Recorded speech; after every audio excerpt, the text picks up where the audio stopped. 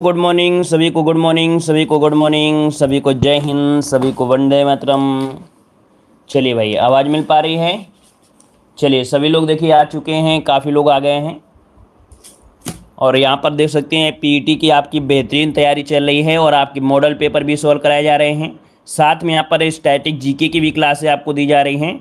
तो आप लोग पहली बार जुड़े हैं तो चैनल को जरूर सब्सक्राइब कर लीजिएगा, ठीक है। और प्ले लिस्ट हमने बना दिया है जहाँ पर जितने भी मॉडल पेपर होते हैं, क्योंकि हमारे चैनल पर आपको रात में 9:30 भी मॉडल पेपर कराया जाता है ना, सुबह 11 बजे भी हो रहा है। तो उस दोनों के जो आपके मॉडल पेपर की सीरीज है वो आपको प्ले लिस्ट मिल जाएगी, तो क्रम से आप लोग देखते जाइएगा। और जल्द यहाँ पर आपका रिवीजन भी स्टार्ट हो जाएगा 1 तारीख से। जो भी क्लासें जिन लोगों की छूट गई हैं वो उसका रिवीजन भी आपका स्टार्ट हो जाएगा, ठीक है। चलिए, गुड मॉर्निंग सभी को, गुड मॉर्निंग सभी को, गुड मॉर्निंग सभी को, गुड मॉर्निंग। तो चलिए स्टार्ट करते हैं। यहाँ पर देखिए क्वेश्चन दिया गया है, सत्यमेव जयते महावाक्य कहाँ से उद्गृत है? चलिए बताइएगा, सत्यमेव जयते जो आपका है कहाँ से लिया गया है? 1 का ऑप्शन देखिए, काफी लोगों का जवाब आ चुका है। यहाँ पर हो जाएगा मुंडक उपनिषद। क्या हो जाएगा? मुंडक उपनिषद ऑप्शन बनेगा आपका सी नंबर है, राइट हो जाएगा। और आगे बढ़ते हैं, क्वेश्चन आपसे दिया है, ऋग्वेद में निम्नलिखित में से किस देवता की सर्वाधिक महत्ता का वर्णन मिलता है? चलिए यहाँ पर जवाब देना है कि ऋग्वेद में निम्नलिखित में से किस देवता की सर्वाधिक महत्ता का वर्णन मिलता है? तो यहाँ पर देखिए भगवान जो आपके इंद्र हैं, है ना, इंद्र के बारे में यहाँ पर मिलता है, जो कि ऑप्शन क्या बनेगा? यहाँ पर आपका बी नंबर है, राइट हो जाएगा। और इसके बाद आगे बढ़ते क्वेश्चन दिया गया है, चंद्रगुप्त मौर्य के इस प्रसिद्ध राजनीतिक सलाहकार को निम्नलिखित सभी नामों से जाना जाता था इसके अलावा। अर्थात यहाँ पर ये कह सकते हैं जो आपके चंद्रगुप्त मौर्य के राजनीतिक सलाहकार थे, कौन थे? तो आपके कौटिल्य थे, है ना, कौटिल्य को। तो कौटिल्य को हम लोग चाणक्य भी कहते हैं, उन्हें विष्णुगुप्त भी कहते थे और कौटिल्य भी कहते थे, लेकिन समुद्रगुप्त नहीं कहते थे भाई। तो ऑप्शन क्या बनेगा? यहाँ पर ऑप्शन आपका डी नंबर है, राइट हो जाएगा। देखिए लगभग सभी का जवाब बिल्कुल से आ गया है। और आगे बढ़ते क्वेश्चन दिया है, वह स्थल जहाँ हर्षवर्धन ने बौद्ध महासम्मेलन का आयोजन किया था। बताइएगा, वह स्थल जहाँ पर हर्षवर्धन ने बौद्ध महासम्मेलन का आयोजन किया, इसका राइट आंसर क्या बनेगा? चलिए, राइट आंसर की अगर हम बात करें तो आपका जवाब क्या होगा 4 नंबर में? चलिए 4 का ऑप्शन बी हो जाएगा, याद रखिए प्रयागराज में, है ना। कहाँ पर किया था? आपके प्रयागराज, जिसका भी ऑप्शन आ रहा है बिल्कुल राइट हो जाएगा, प्रयागराज इसका आंसर है, राइट हो जाएगा। चलिए यहाँ पर देखिए अगला क्वेश्चन आपसे दिया गया है, कह रहा है मुगल शासन के दौरान एक कोतवाल की सही भूमिका क्या थी? यहाँ पर बताइए, जो मुगल काल के समय जो कोतवाल रहते थे उसका पद क्या, काम क्या होता था? कोतवाल का जो था ये काम क्या हुआ करता था? तो देखो इसका काम रहता था कानून और व्यवस्था बनाए रखना। ऑप्शन जो बनेगा यहाँ पर बनेगा कौन सा? आपका डी नंबर है, कानून व्यवस्था को बनाए रखना ऑप्शन बनेगा यहाँ पर आपका डी नंबर है, राइट हो जाएगा। और इसके बाद आगे बढ़ते क्वेश्चन आपसे अगला पूछा गया है, कह रहा है बलदेव सिंह अंतरिम सरकार के सदस्य थे, है ना, और स्वतंत्र भारत की पहली सरकार में वो कौन से आपके थे? अर्थात यहाँ पर जो बलदेव थे ये स्वतंत्र भारत में जो सरकार बनी थी उसमें कौन सा पद इनको मिला था? तो देखो यहाँ पर बल जिसके पास होगा वही रक्षा करेगा, है ना भाई, जिसके अंदर बल होगा वही रक्षा करेगा।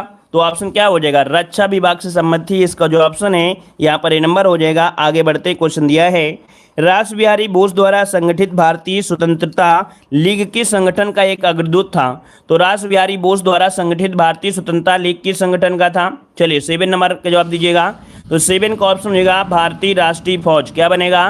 भारतीय राष्ट्रीय फौज, इसका जो ऑप्शन है आपका बी नंबर है, राइट हो जाएगा, ठीक है। 1942 में जो आपके बैंकॉक में सम्मेलन हुआ था, ठीक है, तो वहां पर आपके ऑप्शन हो जाएगा आपका बी नंबर है। आगे बढ़ते क्वेश्चन आपसे अगला पूछा है, निम्नलिखित में से कौन अवध के कृषक आंदोलन का नेता था? ये क्वेश्चन बहुत अच्छा है ना, बहुत अच्छा आपका क्वेश्चन है, इसको नोट कर लीजिएगा। और जो क्वेश्चन हम आपको बोल देते हैं उसको अपनी कॉपी में जरूर नोट करिएगा, ठीक है। यहाँ पर देखो दिया है, निम्नलिखित में से कौन अवध के कृषक आंदोलन का नेता था? यहाँ पर 8 नंबर में। तो देखिए 8 का ऑप्शन में से क्या हो जाएगा? ऑप्शन बनेगा 8 नंबर ए नंबर, ये बाबा रामचंद्र थे। क्या थे? बाबा रामचंद्र, इसका जो ऑप्शन है यहाँ पर आपका क्या चलिए हाँ ठीक है, यहाँ पर देखिए 8 का जो ऑप्शन है आपका ये नंबर हो जाएगा बाबा रामचंद्र। ठीक है, बाबा रामचंद्र जो आपके हैं ये मूलतः महाराष्ट्र के रहने वाले थे। ठीक है, ये जो आपके हैं ये मूलतः जो थे वो आपके महाराष्ट्र के रहने वाले थे और इन्होंने जमींदारों के विरुद्ध अवध के किसानों को संगठित किया था, है ना। तो इसका जो ऑप्शन है यहाँ पर आपका ए हो जाएगा। अगला बताइएगा, रामकृष्ण मिशन का मुख्यालय कहाँ पर स्थित है।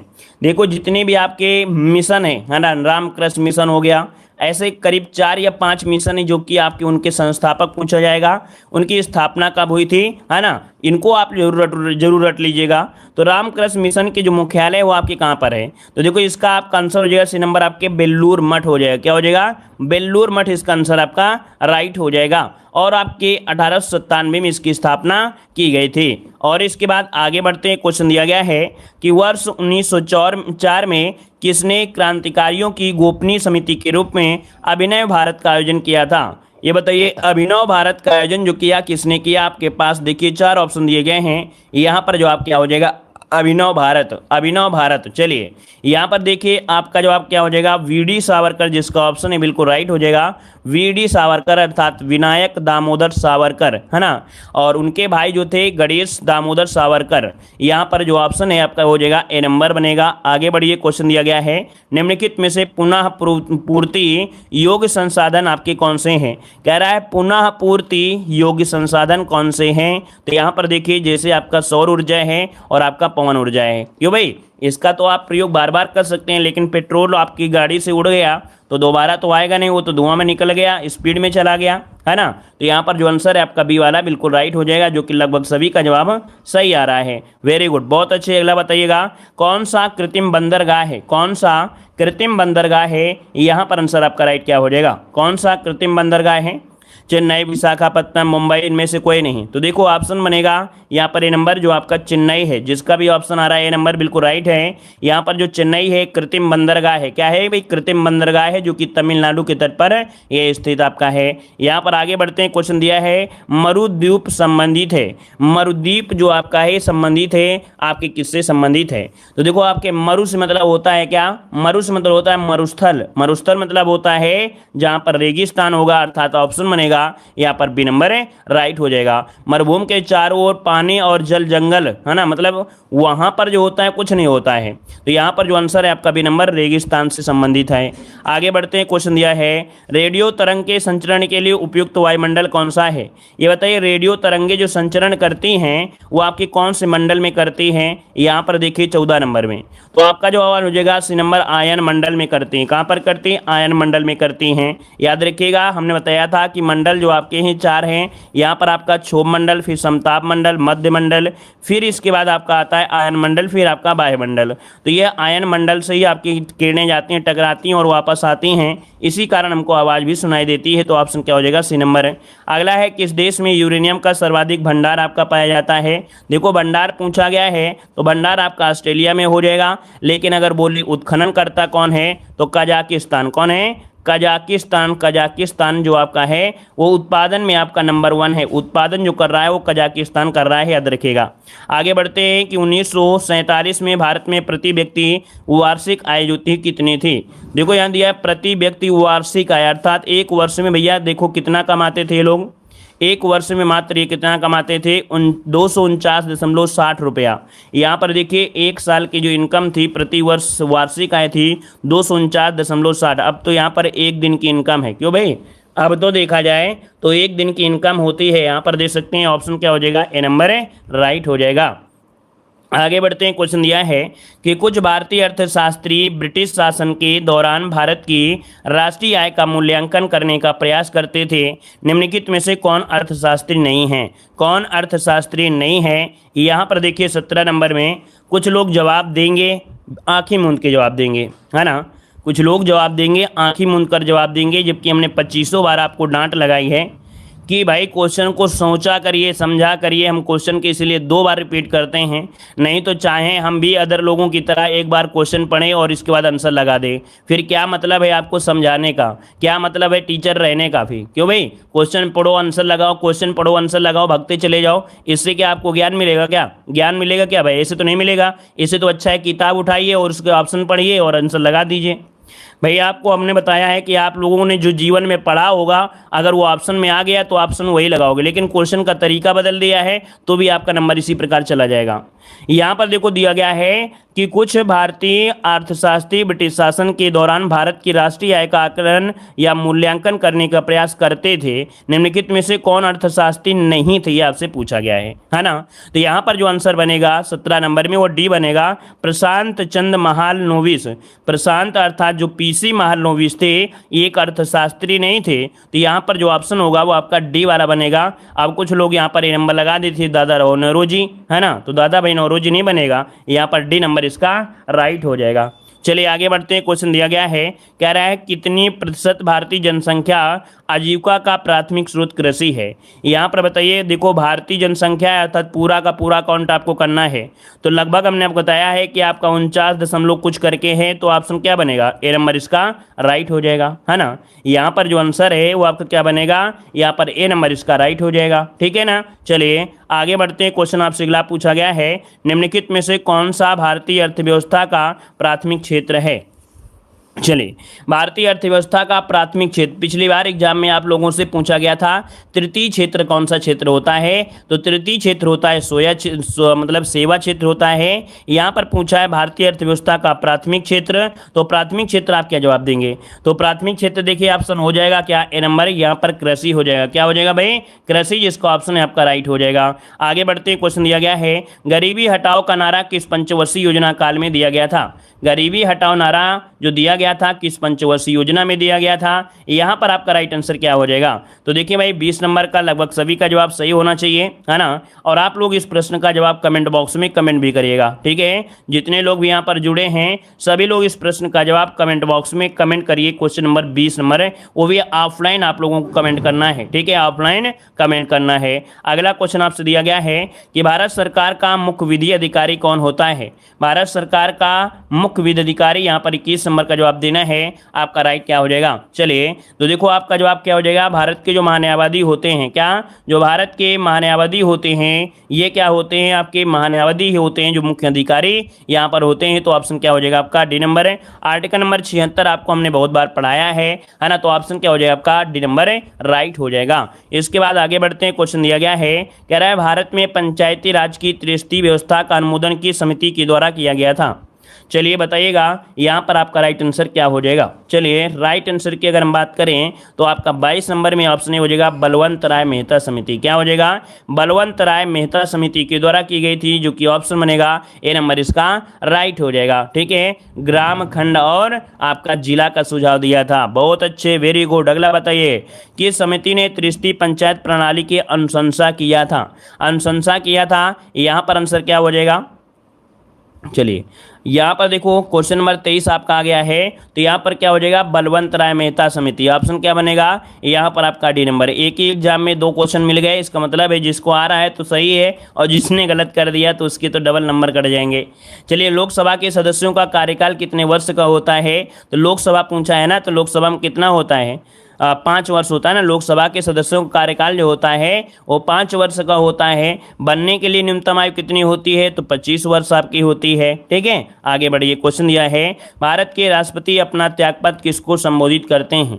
भारत के जो राष्ट्रपति हैं अपना त्यागपत्र किसको संबोधित करेंगे, तो देखो भाई त्यागपत्र है ना, राष्ट्रपति उपराष्ट्रपति को और उपराष्ट्रपति राष्ट्रपति को, तो इसका जो ऑप्शन है यहाँ पर क्या बनेगा, सी नंबर है, उपराष्ट्रपति को संबोधित करते हैं। आगे बढ़ते हैं। क्वेश्चन दिया है, एक कीट का रक्त शर्करा, एक कीट का रक्त शर्करा, अब यहाँ पर देखिए 26 नंबर में, तो यहाँ पर इसे कहेंगे ट्रेहालोज, क्या बोलेंगे, ट्रेहालोज, मतलब क्या होता है, तो देखो ट्रेहालोज एक डाइसैकेराइड शर्करा है, जो मुख्य रूप से देखा जाए जैसे कीट होते हैं, शैवाल होते हैं, खमीर होता है, कवक होते हैं, पौधे में पाया जाता है, याद रखिएगा, ठीक है ना। तो यहाँ पर जो आंसर आपका है वो आपका सी नंबर इसका राइट हो जाएगा। इसके बाद आगे बढ़ते हैं। विज्ञान की कौन सी शाखा ट्यूमर के बारे में बताती है। देखो ट्यूमर का ज्ञान जो होता है, ट्यूमर के बारे में जो अध्ययन होता है, तो कौन सी शाखा यहाँ पर बताती है।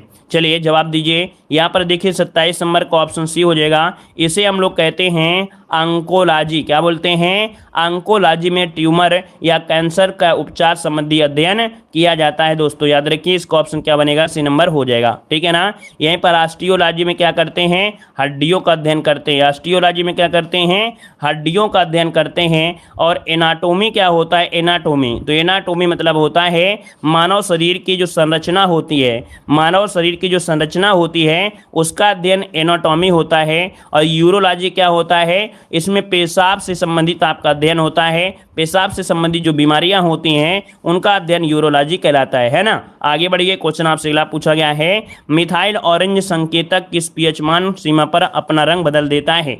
देखिए यहाँ पर आपका जो आंसर है मिथाइल ऑरेंज संकेत, मिथाइल ऑरेंज संकेत अपना जो पीएच मान होता है ये कब अपनी सीमा पर रंग बदल देता है। तो आपका जवाब हो जाएगा ए नंबर 3.1 से 4.4, इसका आंसर राइट हो जाएगा। पीएच मान मिथाइल ऑरेंज का लाल रंग होता है और 4.4 से अधिक पीएच मान होने पर यह ऑरेंज रंग पीला हो जाता है, ठीक है, वैसे होता है लाल। लेकिन अगर 4.4 के ऊपर जैसे ही पहुंच जाता है तो इसका रंग जो हो जाता है ऑरेंज हो जाता है, याद रखिएगा, ऑरेंज का रंग पीला हो जाता है। आगे बढ़िए, क्वेश्चन दिया गया है, निम्नलिखित में से किस यंत्र का उपयोग अवशोषित या विकसित ऊष्मा को मापने के लिए किया जाता है। अवशोषित या कह सकते हैं विकसित ऊष्मा, किसी भी चीज से जो अवशोषित की गई है या विकसित की गई है ऊष्मा वो आपकी किससे मापी जाती है। चलिए 29 नंबर में, तो ऑप्शन देखिए सी नंबर कैलोरीमीटर होता है। देखिए लगभग सभी का जवाब सही आ रहा है, कैलोरीमीटर इसका बिल्कुल राइट जवाब आपका हो जाएगा। आगे बढ़िए, क्वेश्चन दिया गया है, कह रहे गतिशील श्यानता की इकाई क्या होती है। चलिए बताइए, गतिशील श्यानता की जो इकाई होती है क्या होती है, यहाँ पर जवाब इनमें से क्या हो जाएगा। चलिए 30 नंबर को नोट करिएगा, यहाँ पर होते हैं पास्कल, क्या होती है, पास्कल सेकंड, इसका आंसर जो है वो आपका यहाँ पर बी वाला हो जाएगा, पास्कल सेकंड होता है, अपन नोट कर लीजिएगा, ठीक है ना। चलिए देखो, श्यानता वह गुण होता है जिसके कारण वो अपने विभिन्न परतों में आने वाली जो अपेक्षित गति होता है उसका विरोध कर देता है, ठीक है ना। तो एसआई में हम लोग यहाँ पर कह सकते हैं इसका एसआई मात्रक डेका पॉइज या पॉइज कहलाते हैं, ठीक है। और डेका पॉइज जो लोग यहाँ पर पॉइज कह रहे थे कि पॉइज, तो याद रखिए पॉइज को ही हम लोग पास्कल सेकंड भी कहते हैं, ठीक है ना। जो लोग यहाँ पर कह रहे थे पॉइज, तो याद रखिए पॉइज को ही, अर्थात जो पॉइज आपका होता है उसी को ही पास्कल सेकंड कहते हैं, समझ गए होंगे, इसी को ही हम लोग पास्कल सेकंड कहते हैं। आगे बढ़ते हैं, क्वेश्चन दिया गया है यहाँ पर, देखो अगला क्वेश्चन क्वेश्चन आ गया है, कार्य के आरंभ में ही विघ्न पड़ना, मुहावरे का अर्थ आपको बताना है। कार्य के आरंभ में ही विघ्न पड़ना, इसका राइट आंसर क्या हो जाएगा। तो चलिए 36 नंबर का जवाब देना है और आपका जवाब इनमें से क्या हो जाएगा, मतलब होता है सिर मुड़ाते ही ओले पड़ना, सिर मुड़ाते ही क्या ओले पड़ना, मतलब ऑप्शन जो बनेगा यहाँ पर सी नंबर राइट हो जाएगा। अगला क्वेश्चन दिया है, पवन का संविच्छेद इनमें से क्या होता है। चलिए बताइएगा, यहाँ पर जवाब दीजिएगा। राम राम भाई, राम राम। चलिए पवन का संविच्छेद यहाँ पर क्या हो जाएगा, यहाँ पर देखिए पवन का होता है पो धन अन होता है, क्या होता है, पो धन अन, जो कि ऑप्शन है यहाँ पर क्या हो जाएगा, ऑप्शन बनेगा आपका पो धन अन, जो कि ऑप्शन सी नंबर राइट हो जाएगा, ठीक है। यहाँ पर आगे बढ़ते क्वेश्चन दिया है, उच्छिप का अर्थ इनमें से क्या होता है। उच्छिप मतलब होता क्या है, उच्छिप मतलब होता है ऊपर की ओर उछाला गया या फेंका हुआ, है ना। जैसे आप लोगों ने रूल पढ़ा होगा, तो यहाँ पर आंसर क्या हो जाएगा, यहाँ पर आंसर जो आपका 38 नंबर में है वो आपका डी हो जाएगा, ऊपर की ओर उछाला या फेंका हुआ, डी हो जाएगा। अगला निम्नलिखित में से पुल्लिंग शब्द आपको बताना है, यहाँ पर पुल्लिंग शब्द आपका क्या हो जाएगा, चाल कैसी है, चित्त कैसी है, चिंता कैसी है, चित्र, चित्र कैसा है। तो देखिए ऑप्शन मिल गया है बी नंबर, जो चित्र आपका ये पुल्लिंग है, ऑप्शन बनेगा आपका बी नंबर। आगे बढ़ते हैं, क्वेश्चन दिया है, कालिंदी का पर्यायवाची क्या होता है। कालिंदी पर्यायवाची किसका होता है दोस्तों, चलिए दोस्तों बताइएगा, कालिंदी पर्यायवाची किसका होता है। तो देखो ये आपके यमुना का होता है, बहुत बार आपने पढ़ा होगा, है ना। और आपको मालूम होगा कालिंदी के पर्यायवाची पूछे जाते हैं, जैसे यमुना, भानुजा, सूर्यसुता, सूर्यतनया, तरणी, तनुजा, ये सभी आप किसी के पर्यायवाची होते हैं। आगे बताइएगा, क्वेश्चन देखिए, अगला क्वेश्चन दिया गया है कि किस राज्य की कैबिनेट ने खेलों को उद्योग का दर्जा देने की मंजूरी दी है। चलिए बताइएगा कि कौन सा आपका राज्य है जिसने खेलों को उद्योग का दर्जा दिया है। यहाँ पर आपका आंसर क्या हो जाएगा भाई, चलिए देखिए आपका आंसर क्या बनेगा। चलिए बहुत अच्छे,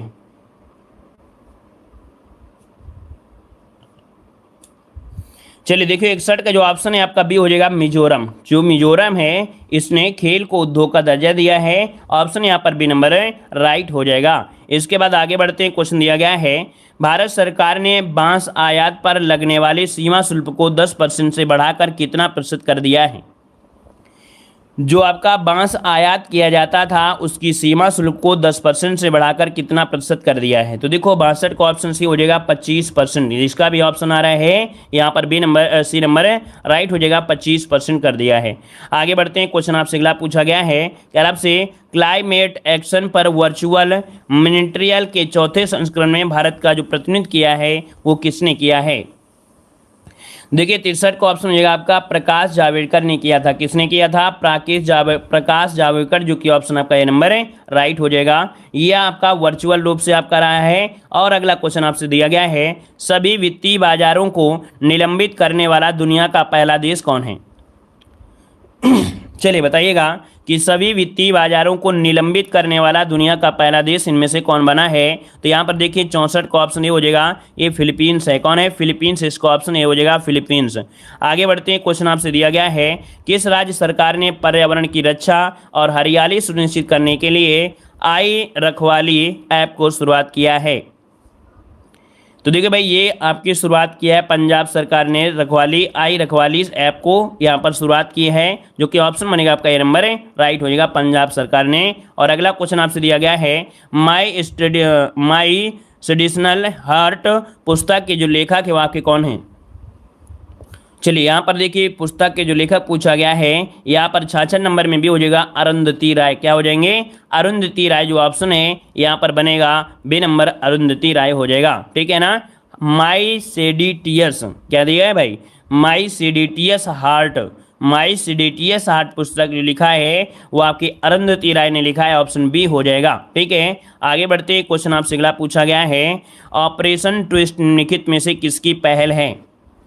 ऑपरेशन ट्विस्ट किसकी पहल है? तो देखो इसका पुनः उपयोग किया गया है, जो कि 67 में ऑप्शन बनेगा आपका, यहाँ पर क्या बनेगा भाई? 67 में ऑप्शन बनेगा डी, आरबीआई की है। किसकी है? भारतीय रिजर्व बैंक का ऑपरेशन ट्विस्ट आपका है। यहाँ पर जो आंसर है वो आपका बनेगा डी नंबर, इसका राइट हो जाएगा, ठीक है ना। और यहाँ पर जो ब्याज दरें हैं, ब्याज की दरें ज़्यादा होने के कारण लोग जो बैंकों से ज़्यादा उधार नहीं ले रहे हैं, तो इसी को सुधारने के लिए किया गया है। आगे बढ़ते, क्वेश्चन आपसे अगला पूछा गया है, क्या आपसे यहाँ पर अगला क्वेश्चन, रोअर ऑफ सी नौसैनिक अभ्यास भारत और किस देश के बीच आपका हुआ है? रोअर ऑफ सी नौसैनिक युद्ध अभ्यास भारत और किस देश के बीच आयोजित किया गया है? यहाँ पर देखिए ऑप्शन बनेगा सी नंबर, भारत और कतर के बीच। किसके बीच है? भारत और कतर, जो कि ऑप्शन है यहाँ पर आपका सी नंबर है। अगला क्वेश्चन आपसे दिया गया है, गांधी सिटीजनशिप एजुकेशन प्राइज को स्थापित किसके द्वारा किया जाएगा? गांधी सिटीजनशिप एजुकेशन प्राइज को स्थापित किसके द्वारा किया जाएगा? यहाँ पर देखिए ऑप्शन बनेगा बी, आपके पुर्तगाल के द्वारा। किसके द्वारा? पुर्तगाल, जो कि ऑप्शन है यहाँ पर आपका कौन सा? सी नंबर है, राइट हो जाएगा, ठीक है। मतलब क्या है कि पुर्तगाल ने गांधी नागरिकता शिक्षा पुरस्कार शुरू करने की घोषणा कर दिया है। क्या हिंदी में कहेंगे? ये पुर्तगाल ने गांधी नागरिकता शिक्षा पुरस्कार शुरू करने की घोषणा कर दिया है, ठीक है। आगे बढ़िए, क्वेश्चन आपसे अगला पूछा गया है कि राष्ट्रीय कृषि और ग्रामीण विकास बैंक के वर्तमान अध्यक्ष कौन हैं?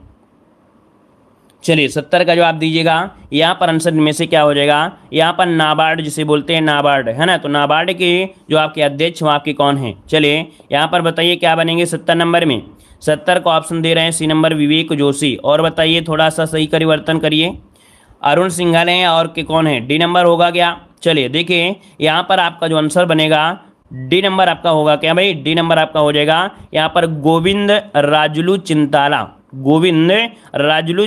जो कि ऑप्शन है यहाँ पर आपका कौन सा? डी नंबर है, राइट हो जाएगा। ये आपकी कह सकते हैं 2020 से आपके हैं, है ना। तो इसका जो ऑप्शन है गोविंद राजुलू चिंताला, इसका आंसर बनेगा डी नंबर बनेगा, ठीक है। आगे बढ़िए, क्वेश्चन आपसे अगला है, नीलम संजीव रेड्डी भारत की जो राष्ट्रपति हैं कौन से नंबर के हैं? नीलम संजीव रेड्डी जो आपके हैं ये कौन से नंबर के राष्ट्रपति हैं? यहाँ पर देखिए 71 नंबर में, तो ऑप्शन आपका बनेगा बी नंबर है। ये आप सॉरी, हाँ बताइए भाई कौन से नंबर के हैं? यहाँ पर ये ऑप्शन शायद गलत दिया गया है। जो आपके नीलम संजीव रेड्डी हैं वो आपके कौन से नंबर के थे भाई? चलिए 6वें नंबर के थे या चौथे नंबर के थे? बताइए 6वें नंबर के थे या आपके चौथे नंबर के थे? यहाँ पर जवाब दीजिए। 6वें नंबर के थे। 6वें बिल्कुल सही है, ऑप्शन बी हो जाएगा 6वें नंबर के। अगर देखा जाए तो ये 77 के समय आपके आए थे, 77 से लेके 82 तक आपके रहे थे, 77 से लेके 82 आए थे। तो यहाँ पर देखिए ऑप्शन क्या हो जाएगा आपका बी नंबर राइट हो जाएगा। अगला दिया गया है लोकसभा या विधानसभा चुनाव में खड़े होने के लिए उम्मीदवार की जो आयु होती है कम से कम कितनी होनी चाहिए। लोकसभा दिया है ना, और लोकसभा हो या विधानसभा, मतलब सांसद बनना हो या विधायक बनना हो, तो आपकी उम्र कम से कम होना चाहिए 25 वर्ष। तो ऑप्शन क्या हो जाएगा सी नंबर। और इस समय देखा जाए तो फायदा किसमें है, राजनीति करने में ही है। राजनीति करिए और ज़्यादा बेटर रहेगा। तो ऑप्शन आपका सी नंबर है राइट हो जाएगा। अगला है राज्यसभा के पदेन अध्यक्ष कौन होते हैं। राज्यसभा के पदेन अध्यक्ष जो होते हैं वो कौन होते हैं, यहाँ पर आंसर आपका राइट क्या हो जाएगा। तो चलिए 73 नंबर की अगर हम बात करें तो यहाँ पर देखिए आपके जो उपराष्ट्रपति होते हैं या राज्यसभा के क्या होते हैं, पदेन अध्यक्ष होते हैं। आपका जवाब जो बनेगा वो आपका बी नंबर है राइट हो जाएगा। क्लियर है भाई। आगे बढ़िए, क्वेश्चन दिया गया है निम्नलिखित में से किस देश की समुद्री सीमा भूमध्य सागर पर नहीं है। यहाँ पर देखिए 74 नंबर, ये भी क्वेश्चन आपको कई बार हमने पढ़ा दिया है, अब तो आपको रट ही गया होगा। जो आपका बेल्जियम है, बेल्जियम, इसकी समुद्री सीमा भूमध्य सागर पर नहीं है। ऑप्शन बनेगा यहाँ पर आपका सी नंबर हो जाएगा। ठीक है ना। यहाँ पर आगे बढ़ते हैं, क्वेश्चन आपसे दिया गया है निम्नलिखित में से कौन सा शहर पश्चिमी ऑस्ट्रेलिया की राजधानी है। कौन सा शहर पश्चिमी एशिया की राजधानी है। यहाँ पर देखिए आपका जवाब क्या बनेगा। देखिए 75 नंबर में ऑप्शन बी हो जाएगा पर्थ। क्या हो जाएगा, पर्थ इसका जो ऑप्शन है यहाँ पर भी हो जाएगा पर्थ, इसका आंसर है राइट हो जाएगा। याद रखिए विश्व में ऑस्ट्रेलिया एकमात्र ऐसा देश है जो पूरे महाद्वीप पर फैला है। क्योंकि भैया पूरे महाद्वीप में तो आपका ऑस्ट्रेलिया होता है ना, कोई ऐसा तो नहीं है 50 आपके देश वहाँ पर आपके हैं।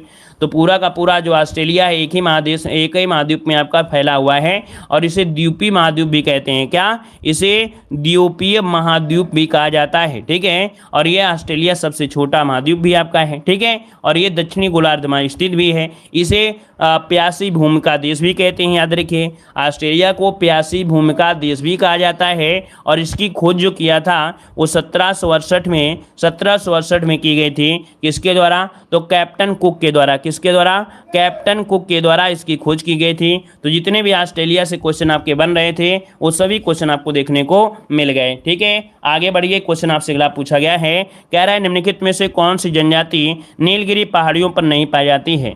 नीलगिरी पहाड़ियों पर नहीं पाई जाती है, जवाब दीजिए। चलिए वीडियो को भी लाइक करिएगा भाई। देखो हमने आज बोला नहीं है आप लोगों से कि वीडियो को लाइक कर दीजिएगा। हम देख रहे थे कि आप कितने अच्छे स्टूडेंट हैं, है ना, कि आज हम बिना बोले ही देखेंगे कि आप लोग वीडियो को लाइक करते हैं या नहीं करते हैं। लेकिन आपके अंदर अच्छाइयों नाम की कोई चीज़ नहीं मिलती है। मतलब जब तक आप लोगों से बोला नहीं बेटा कि खाना खा लो, तब तक आप खाना नहीं खाते हो। बेटा पढ़ते रहिए, बेटा पढ़ते रहिए। अरे कम से कम इतना सोचिए कि डेली क्लास लेते हैं तो कम से कम बिना कहे वीडियो तो लाइक कर ही दिया करें। आपके अंदर तो एक ऐसी सभ्यता दिखनी चाहिए कि नहीं आप एक स्टूडेंट हैं और मेहनत कर रहे हो, तो इतना तो दिखाई पड़ना ही चाहिए आपके अंदर। लगता नहीं है कि आप लोग छोटे बच्चे हो या बड़े बच्चे हो, कोई तुलना नहीं होती है। छोटे बच्चे जैसे ब्लेड लेके जाते हैं ना, जिस भी बैठते हैं वही तोड़ देते हैं, वैसे ही आपके अंदर भी जो हरकतें होती हैं वो वैसे सेम होती है आप लोगों के अंदर। कोई बदलाव नहीं आ रहा है कि आप लोग इतनी मेहनत कर रहे हैं, हम भी मेहनत कर रहे हैं, उसमें कोई बदलाव ही नहीं देखने को मिल रहा है कि आप लोगों के अंदर कोई बदलाव आ रहा है। चलिए देखो यहाँ पर दिया है निम्नलिखित में से कौन सी जनजाति नीलगिरी पहाड़ियों में नहीं पाई जाती है। 76 नंबर में तो देखो ऑप्शन हो जाएगा आपका यहाँ पर देखो टोडा तो पाई जाती है। क्या, टोडा तो पाई जाती है ना। और इसके बाद दिया गया है कोटा दिया है, कुरुम्बा दिया है और आपका मोग दिया है। यहाँ पर देखो आपका जो आंसर है क्या बनेगा। चलिए देखिए कुछ लोगों ने तो तुक्का लगा दिया है, फिर से पहले ही तुक्का मार दिया है। क्या मार दिया है, यहाँ पर टोडा दिया है, जबकि यहाँ पर नहीं दिया है। हमने कितनी बार बोला है कि क्वेश्चन को पढ़िए। हमारी डांट आपको बुरा जरूर लगती है, लेकिन याद रखिए एग्जाम में अगर आपको 1 नंबर हमारी तरफ से मिल जाएगा ना गलती करते समय, तो भी आपको बड़ी खुशी मिलेगी। यहाँ पर देखो नई शब्द आपको दिया है भाई, तो आपको मालूम है कि यहाँ पर टोडा तो ऑलरेडी रहती है और नहीं दिए, इसका मतलब और भी आपकी जनजाति रहती होंगी। तो यहाँ पर देखिए 76 नंबर में जो ऑप्शन है यहाँ पर कोटा भी है, कुरुमटा भी है, लेकिन मोग जो ऑप्शन है यहाँ पर डी नंबर राइट हो जाएगा। याद रखिए मोग यहाँ पर आपकी नहीं रहती है, ये आपकी त्रिपुरा राज्य में पाई जाती है। यहाँ पर आपके त्रिपुरा राज्य में पाई जाती है, त्रिपुरा राज्य में पाई जाती है जो आपकी मोग है।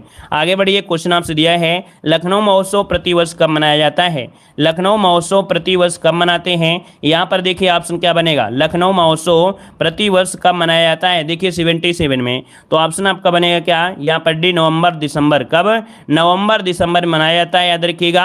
और प्रत्येक वर्ष आपका लगने वाला ये मेला है, ठीक है। ये मेला में क्या होता है, अवध की जो कला संस्कृति थी उसकी झलक देखने को यहाँ पर मिलती है। आगे बढ़ते हैं, क्वेश्चन दिया गया है घूमर लोक नृत्य जो आपका है कहाँ का है। घूमर लोक नृत्य है, ये कहाँ का लोक नृत्य है, यहाँ पर 78 का जवाब। तो देखिए राजस्थान, क्या हो जाएगा, राजस्थान का है, ऑप्शन आपका बी नंबर राइट हो जाएगा।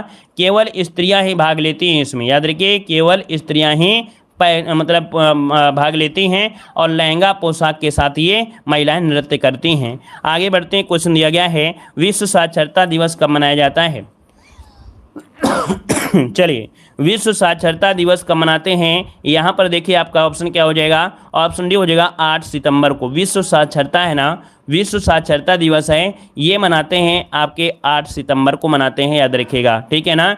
राष्ट्रीय शिक्षक दिवस पूछे कि राष्ट्रीय शिक्षक दिवस कब मनाते हैं, तब आप लोग बताएंगे 5 सितंबर बताएंगे। क्या, राष्ट्रीय शिक्षक दिवस पूछे तो आपको 5 सितंबर बताना है। राष्ट्रीय हिंदी दिवस पूछे तो 14 सितंबर बताना है। ओजोन परत बताए पूछा है तो आपको 16 क्या बताना है, सितंबर में। 4 में से एक क्वेश्चन बनता ही बनता है। आगे बढ़ते, क्वेश्चन दिया गया है, चलिए क्वेश्चन आपसे दिया गया है, कह रहा आपसे रिबूटिंग गवर्नमेंट पुस्तक के लेखक कौन हैं। रिबूटिंग गवर्नमेंट पुस्तक के जो लेखक हैं वो आपके कौन हैं, यहाँ पर 80 का ऑप्शन दीजिएगा।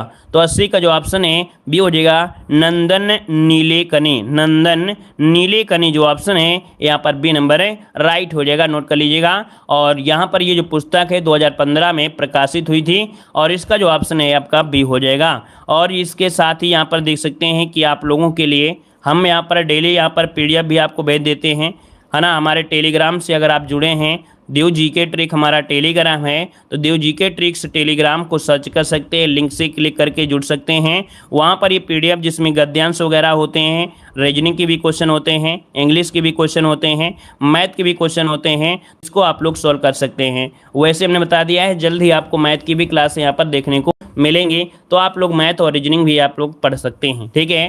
तो इस प्रकार से क्लास खत्म होती है ना। जो लोग अभी तक वीडियो को नहीं लाइक किए हैं तो वीडियो को लाइक कर दीजिए, और अगली क्लास की लिंक दी गई है तो अगली क्लास की लिंक को क्लिक करके जुड़ सकते हैं। कुछ लोग तो आते हैं क्लास के बाद आते हैं, पता नहीं हमारी आवाज़ सुनने आते हैं या लोगों से मिलने आते हैं। जब हम कहते हैं डेली क्लास आपकी फिक्स है, आपका टाइम 11 बजे है, तो 11 बजे नहीं आते हैं। 11 बजे नहीं आते हैं, जब क्लास ख़त्म होने वाली होती है इति सिद्धम तब आते हैं। पता नहीं आशीर्वाद देने आते हैं या आशीर्वाद लेने आते हैं, या हमसे मिलने आते हैं या बच्चों से किसी मिलने आते हैं, या हमारी आवाज़ सुनने आते हैं। अरे यार, टाइम जो फिक्स आपका है, अगर पढ़ने वाले स्टूडेंट हो तो पढ़ाई भी समय से करिए ना। अगर ऐसे ही पढ़ाई करोगे तो फिर क्या होगा भाई, हैं? अगर ऐसे ही करोगे तो फिर कैसे मजा आएगा पढ़ाई में, कैसे हम अपना जो टारगेट हमने दिया है कि हम हर एक बच्चे को 85 नंबर के ऊपर लेवा के आएंगे, कहे भी कुछ भी हो जाए कैसे भी हो जाए, 85 नंबर का टारगेट दिया है कि हमारा जितना भी स्टूडेंट होगा सबके 85 प्लस आएगा, तो फिर कैसे आएगा भाई। आप लोग अगर नहीं मेहनत करोगे तो बताइए कैसे आए होगा। घर पर आके तो नहीं पढ़ा सकते ना, एक एक को, अगर एक को पढ़ाना हो तो हम पढ़ा दें, ठीक है।